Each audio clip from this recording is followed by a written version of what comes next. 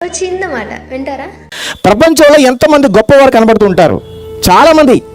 అందులో ఒక వ్యక్తి ఎవరన్నప్పుడు అండి, అబ్రహాం లింకన్.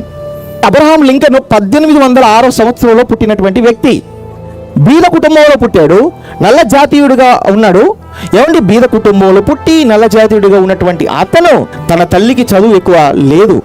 అయినా సరేనండి, తన తల్లి తన విషయంలో తీసుకున్నటువంటి ప్రత్యేక శ్రద్ధ ఎంత ఉన్నతమైనది అన్నప్పుడు చిన్నప్పటి నుంచే బైబిల్ నేర్పించింది, ప్రార్థన చేయడం నేర్పించింది, దేవుని యందు భయము కలిగి భక్తి కలిగి జీవించడం నేర్పించింది, నీతిగా బ్రతకడం నేర్పించింది, నిజాయితీగా బ్రతకడం నేర్పించింది.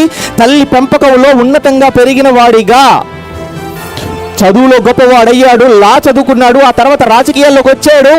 ఏమండి, అమెరికా 16వ అధ్యక్షుడుగా ఎన్నికయ్యాడు.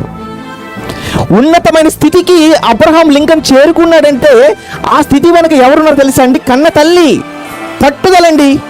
నా కొడుకు గొప్పవాడు కావాలి. సమాజం అంతా నా కొడుకును చూస్తున్నప్పుడు తలెత్తుకొని చూడాలి తప్ప ఒక్కరు కూడా ఏంట్రా అని తల దించుకునే విధంగా నా కొడుకు జీవితం ఉండకూడదు.